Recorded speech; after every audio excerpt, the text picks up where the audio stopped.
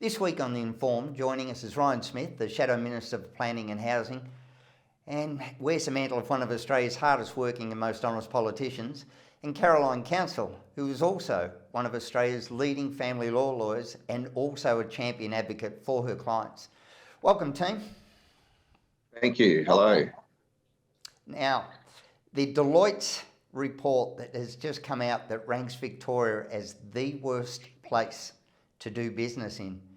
Any surprises? Well, no, I mean, I think you only have to talk to business operators and they'll tell you that it is indeed the worst place to do business. And I've been told by industry group leaders that the pandemic was just the icing on the cake. The restrictions that came were just the continuation of a government that doesn't support small business in any way, shape or form. The feedback that I've had was, 2019, the government was introducing laws that made business harder for people in Victoria, and the restrictions just followed up on that. So no surprise at all. And there's such a terrible follow through, isn't there, in relation to families, because given that small business is the backbone of most economies, most states around the country, the adverse impact at the bottom line really knocks these people around. And you could see, I agree with you, Ryan, you could see that in train. People were already up against it pre-pandemic. Pandemic pushes them over the edge. We're still wrapped up in red tape. Government is not facilitating business getting back on its feet, despite all of its allegations to the contrary. It's just not happening. It's not moving in the right direction. Yeah, and when you look at it, I'm a small businessman myself. It's astounding figures. Over 90% of the state's economy is driven by small business, which is somewhere between 0 and 19 employees. 600 and something thousand small businesses in it, and a lot of those businesses actually arise out of necessity more than design. And as a sole parent, that's why I had to go into self-employment, is because a family-friendly workplace at the best of times is difficult to find, but in the male-dominated industries, if you're working in construction, mining, forestry, all of those male-dominated industries, trying to say to your boss, I need to come in at 9:30 after I've done a school drop, or, can I leave early for the sports day? I was spending more on childcare than what I was paying on a mortgage. So it's just ridiculous. And the government is doing nothing to facilitate it. Only 7% of people interviewed by the Victorian Chamber of Commerce thought the government was doing a good job. Yeah, that certainly stands up with what I've heard. And the report also says that, uncertainty or instability in government policy direction is a top risk for 45% of Victorian businesses. And that is a figure that's quite outstanding in and of itself. I mean, businesses that I talk to, that when you ask them what they need, they just basically say it's for government to get out of the way. But almost half of businesses to actually say the uncertainty that we're seeing from the government is making life harder. I mean, that's just, they're not asking for money. They're not asking for handouts or grants. They just want government to give them some direction and leave them alone. And I don't think that's too much to ask. Yeah, we really need to take the yoke of government off the neck of business owners. Good government is a nimble government that has a light touch. I would say that we are witnessing in Victoria the exact opposite of that. There is this, it's as if they're hell-bent on micromanaging all of us as citizens, as if we are somehow within their utter control, particularly that's from leadership down. That's our Premier's stance in relation to us, that somehow we are wayward children that need that level of control. It's counterproductive, and we've seen businesses, and Ryan, you would have seen this with your constituents, businesses that are never going to come back because of what's happened over the last 2 years in particularly. And the mishandling, the lockdowns, all futile, as it turns out in the end, and serve no purpose other than to further Premier Daniel Andrews' agenda. Yeah. And I think, Caroline, what you said at the beginning was right. You know, behind every business are people. And that's what's important for us to remember, that every business that we hear has closed down is you know, often a couple or, you know, a family who has been probably walked into their new shop on day one and so proud of it and so, you know, pleased with the fit out, to just, you know, a few years later see it all come crumbling down around them because government just simply wouldn't support them. I mean, that is heartbreaking. We've heard lots of these stories. You know, I hear a lot of people talk about the way that, I guess, my side of politics approaches the lockdowns and the restrictions. It's all about, oh, well, you're worried about the money. It's all money for you people. Well, that's not true. It's the faces behind these businesses who just can't put food on the table, and for many, unfortunately, have taken the you know, the ultimate way out. But you know, the mental health anguish, the impact on their financial stability for their future, all those things have been exacerbated by the government actions. And really, as I said, these people just want government to get out of their way and let them operate.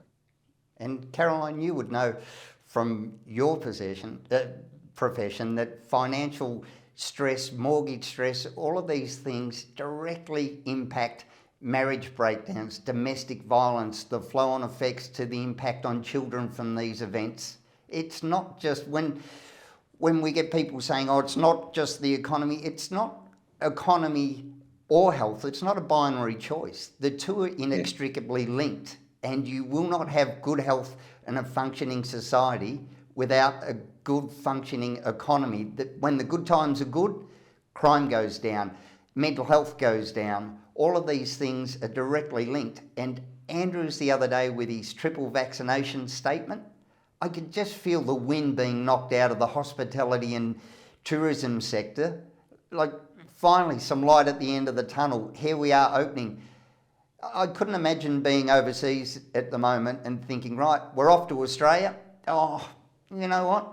Maybe not, because we may have to be triple vaccinated to enter Victoria. How will they even enforce that? Are they going to reinstate the border closures of it? And you know, we saw just a few weeks ago Andrews saying, no, the federal government's in charge of who enters our country. And now he seems to have backflipped, and I can't for the life of me figure out what was behind that statement. I don't know when Victoria became akin to Western Australia, for heaven's sakes. Again, there's this desire to control every facet of this state, and it's counterproductive to our future. I mean, if I could reverse geographically where Victoria sits, I would like to swap places with Queensland tomorrow. It's terrible what's occurring. You can't go on changing the rules because you want to control the situation. Again, that whole issue of uncertainty, it is uncertainty that whittles away at the small business owners' ability to get their businesses back on track. And you're right, it affects families, it affects children. I'm wondering about the long-term negative impacts on children, having seen their parents up against it, having seen the loss of business, no income coming in, trying to make ends meet, separations. We had an explosion of marriage breakdown, an explosion of family violence over the last 2 years because of this undue pressure on families. Yeah, certainly something needs to be done about it. I mean, we're in Parliament this week. We've talked about a number of things, but the ongoing ramifications of the lockdowns are certainly something that's just going to continue to present in months and years to come. And one of the things that business needs is, as we've said, certainty, but there's no end date for any of this stuff. And, you know, it's like waiting for a bus. You don't know if it's going to come or not. You know, you can wait it out if you know there's an end date. But with these business operators, they just don't know when the mask mandates are coming off. They don't know if they're going to get locked down again. They don't know if people are going to be, you know, they're going to be made to police people coming into their premises with regards to vaccine mandates. You know, QR codes, they're still being told they have to get customers to use them, yet there's no contact tracing being done. So I don't know what the point of them are. You know, this whole range of just nonsensical, inconsistent and damaging government policies is just too much to bear, and there needs to be an end date for this stuff, and the government needs to be able to communicate when that is. But their inability to do so just tells me they actually don't have a plan. They don't have a plan. Otherwise, why wouldn't they tell us? They're making it up as they go along, and it's really, must be just exhausting for people. Ryan, there is a perfect end date. It's called the next election. Yeah. And when you look at some of the other figures that came out of the Deloitte report, we've got the largest public service sector delivering the least results from what we can see. We've also got one of the most highly skilled and qualified workforces, yet our output per dollar is again down at the bottom because of the cost of business. 6.7% of all of our taxable income is being spent on this government. It's just, our productivity rate is ridiculous. Yeah, we've got a public service that's blown out by, I think, a third extra since Andrews took office. And as you rightly say, we're spending so much of our tax dollars on that public service. I think you'd be hard pressed to find anyone who thinks that government services have been enhanced by a third.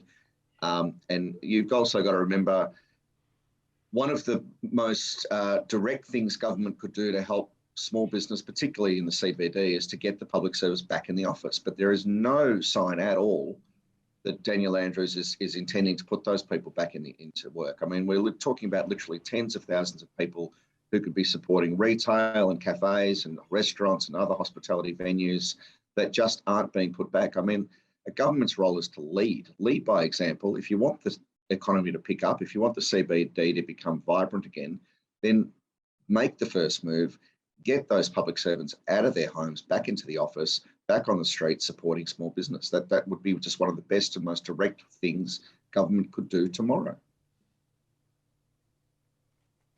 100%.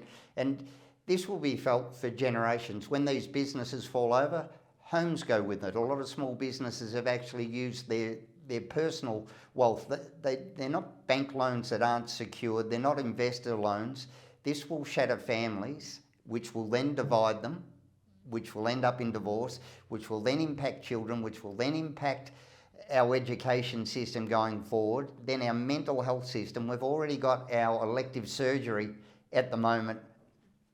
It's so far behind. I think we went into the pandemic with 50,000 people on the waiting list. People don't stop going onto the waiting list while the pandemic is happening. They actually increase, and there's still no plan in place to actually, how are we going to cope with these things going forward? There is no roadmap. Everything with this government seems to be a knee-jerk, reactionary response. Health has been the primary issue that we've been talking about in Parliament this week and last, and I'm sure it'll go on. You're right, it was about 50,000 before the pandemic. It's now over 80,000, and there is an extra 1,000 going on it every week. Every week, an extra 1,000, and their government has no plans to get elective surgery started again in any fulsome way. It is a crisis. I mean, take the politics out of it. Every number that we talk about on the health waiting list is a person in pain who's not getting the diagnosis they need, not getting the treatment they need. Everything from babies. We were talking yesterday, and we'll continue to talk today, about kids who have a very small window to get lip and cleft palate surgery done. Those kids are just being left at the moment to probably experience, as clinicians have said, permanent scarring as a result of not getting the treatment in the window that's most ideal. And the government seems, they're not even offering any sort of faux compassion. The outrage from the Premier and the Health Minister that we're even asking these questions, the contempt that they show us for bringing these issues to Parliament is just extraordinary. Again, people, it's about people. It's not about numbers. It's not about fashioning some sort of government spin. It's not about putting, a nice pat political answer out there. They're people in pain, and I simply can't understand why the government doesn't care. And at the coalface of the work that I'm doing, I'm trying to work with, barristers representing clients in court. So some of these people are in pain. So people who are small business owners trying to do a job are on those lists. We have to make decisions about, is this the right person for that client? Because they're in pain. God only knows what pain threshold they're at the moment. God only knows what drugs they're on managing this pain. Is this the right outcome at this point in time? So decisions are being made that then adversely impacts that individual's ability to earn an income. Again, they think it's sort of like, I don't know, a whole lot of elderly people with Zimmer frames, you know, post-employed years trying to get into those surgeries. It's not true. People running businesses, trying to put food on the table for their families and are struggling. That's the impact. It's as if they're totally removed from what's happening at the coalface and don't understand the ramifications and the knock-on effect, which we, I think, have beautifully started to identify and unpack.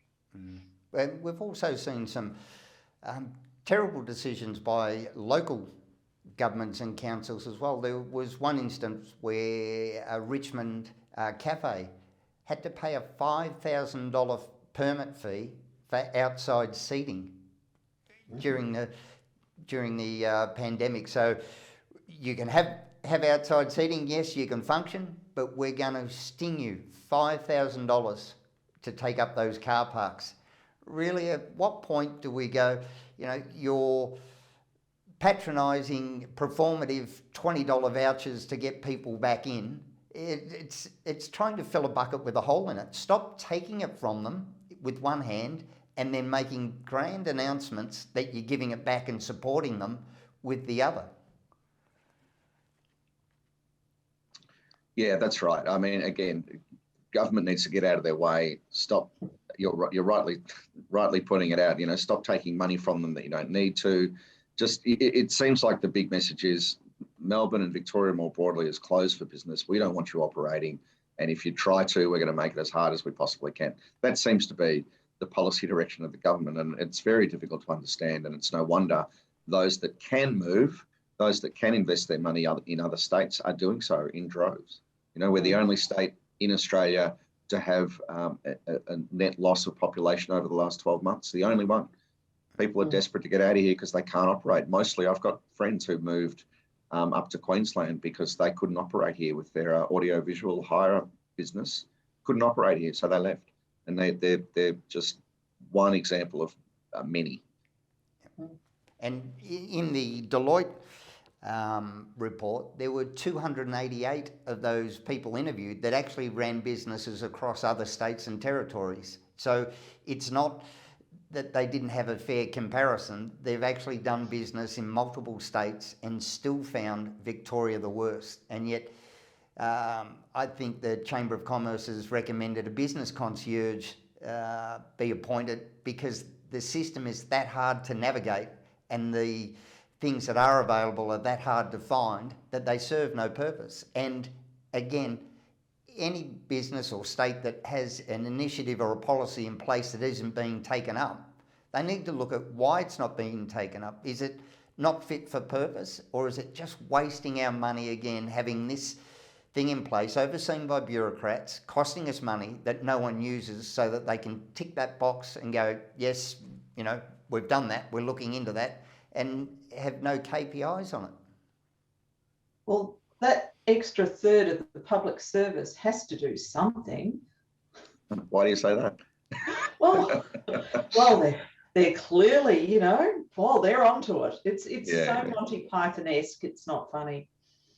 I'm hearing from business that business industry groups, and Becky's one of them, that the public service that are sitting at home that haven't come back to work are just increasingly, because they're not interacting with those by which they're making decisions for, they're just getting further and further out of touch the longer that they're sitting at home. And that's, I am seeing examples of that every day.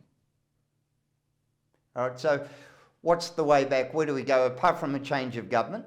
And again, changing the government is only as good as the government coming in, Ryan, so we need to hold you account. What would the Liberals do different? Well, we'd remove the mask mandates in offices. That is clearly been flagged as an impediment to people coming back. We'd bring the public service back as quickly as possible, and across. You know, I'm all for flexible work if that's the way people want to work, and that's the ideal way for people. But you've got to get people back into the office. You would give them certainty about your support as a government for them. And remove as much as possible any of the red tape impediments that they're seeing at the moment. It's about the state is not going to rebuild without small business firing, and you've got to give every opportunity to do that, and that's what we would do. Get the public service back, remove the mandates, the mask mandates in the short term. And Caroline, what about from your end? What about the damage we're seeing being done to families, and what would you like to see in place? Well, I think Brian's absolutely right. The key is to get people employed, employable, give them certainty, get them earning money again, get them opening their doors. It is going to be intergenerational, the negative impact of what's occurred, and it's already affected families. Forget the current family, it's the children, but also setting them up for failure in the future because of the mental health impacts, because of the exposure to family violence. If you get business right, and if the income's coming in, even in separated families, they cope much better if everybody knows that they've got enough to go around, that you're not making do, that you're not scraping to your last dollar. So economy is everything. All else flows from getting the economy working properly. And as I said, if I could turn Australia upside down, and we could become Queensland, I'd be a happy camper. I've said before that COVID-19 has really tested some assumptions around federalism and the utility of state government. Sorry, Ryan, I'm talking contrary to your interests. I think political systems really we need to take a long, hard look at, is this still fit for purpose? That's a much bigger conversation, and that's not going to be addressed anytime soon. But meanwhile, look after the families by looking after the economy. And one of the flow-on effects that happens is our middle class, which is where we should do. That's been decimated because what happens with a lot of the small businesses, they've used the liquidity in their house to guarantee their business. The business goes under. The banks take that. So the wealth gets transferred up, the poverty, the lower socioeconomic and the disadvantage grow. The children that grow up in that becomes intergenerational, as you said, Caroline, and it just widens the gap. The rich get richer, which we've seen, companies making record profits. We've seen wages stuck at such a low level while company profits are at record levels, so they're making them off the back of the worker. But this loss of house, loss of business, breakup of marriage when things are divided, lawyers get their share out of it, all gone. I'm going to have to go. Thanks for your time, Ryan. Both. And actually, we'll wind it up there, Caroline. Thanks for a great inform. Okay. See you next week. Thanks all. you.